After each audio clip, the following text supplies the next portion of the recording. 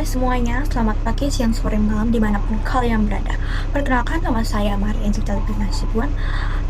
Saya merupakan mahasiswi Prodi Pendidikan Seni Rupa UNES. Dan pada saat ini, video kali ini saya akan menceritakan tentang latar belakang karya dari mata kuliah Seni Rupa Alternatif yang saya buat. Yang dimana tuh karya ini tuh berjudul tentang manual hidup yang kosong. Nah, karya saya ini itu sebenarnya itu dilatar belakangi oleh kehidupan dari saya sendiri, yang dimana saya merasa di semester 6 ini tuh saya tuh nggak produktif. Nah, saya tuh artinya tuh selalu mengulangi kegiatan yang sama berulang-ulang gitu loh. Dan itu tuh cuma ya hanya sebuah kewajiban aja, nggak ada kayak maknanya kayak gitu. Nah, misal saya kan kalau setiap hari Senin sampai Kamis kan ada jadwal mata kuliah ya.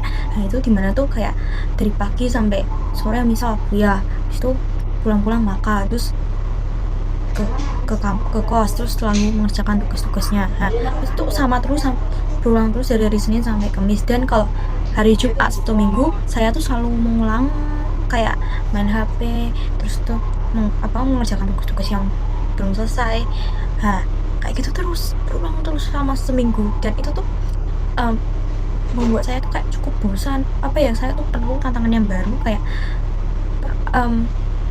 pekerjaan yang baru lah intinya. Nah terus saya kan juga nyoba lah, search juga di Twitter, terus di TikTok juga, Instagram juga, dan ternyata tuh nggak hanya saya juga yang mengalami hal yang serupa. Nah ada beberapa orang yang juga mengalami hal tersebut. Nah terutama Twitter ya kan. Saya kalau di Twitter kan, kalau ada di pencarian kan, kalau misal produktif, kata-kata produktif itu kan langsung muncul banyak kan postingannya kan. Nah itu saya coba nyoba baca Ariananya nih, bagaimana sikap produktif menurut kalian. Nah kayak gitu lah tentang itu kan. Nah saya cari-cari dan ketemulah tuh, saya nyoba juga, dimana tuh saya tuh nyoba dengan kayak gambar-gambar juga kayak gitu. Terus tuh juga pergi-pergi, entah pergi nonton bioskop, entah ke rumah teman, terus cerita bareng-bareng kayak gitulah. Saya tuh suka banget talking deep sama teman-teman. Pokoknya kalau bicara tuh bisa sampai panjang banget dah. Saya tuh suka banget kayak gitu. Nah itu bisa sih mengurangi rasa kebosanan saya akan ya peristiwa yang diulang kayak gitu. Nah terus tuh saya juga nyoba juga baca beberapa web juga di internet, terus ada juga baca beberapa buku yang ada di perpus UNES. Nah ya bisa sih, tapi tuh ujung-ujungnya tuh kayak kembali lagi ke sikap saya yang nggak produktif itu. Nah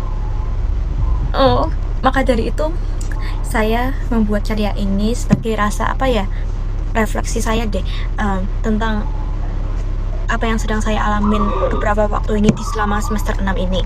Nah dibuatlah karya saya ini yang dimana berjudul Manual Hidup yang Kosong. Nah dimana ini kan saya akan membuat mannequin, ini mannequin perempuan, ini tuh simbol ikon dari saya sendiri. Terus tuh kayak ada mannequin ini saya gambar juga di matanya, sama ada air mata gitu juga, itu refleksi dari saya sendiri, kayak itu saya yang sedang nangis kayak gitu. Di atasnya pas ini saya potong. Nah saya potong tuh saya taruh beberapa buku di atasnya. Nah begitu. Nah karya ini kan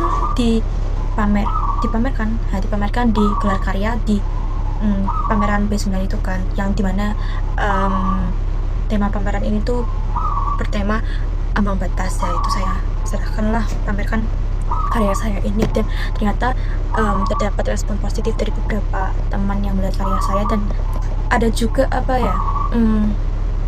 feedback kayak saran kalau bisa tuh lebih dirapikan lagi potongan mannequinnya, soalnya terlihat tidak rapi kan potongannya itu.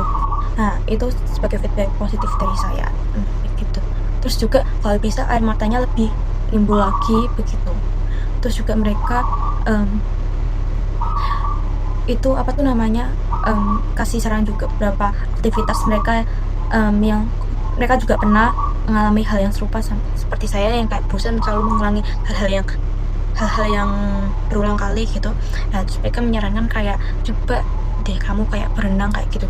Nah ya saya menerima saran mereka, ya wow, ternyata karya saya ini sangat relate juga ke beberapa pengunjung yang melihat karya saya ini, begitu.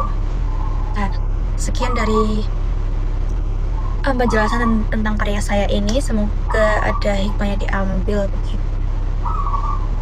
Bye bye.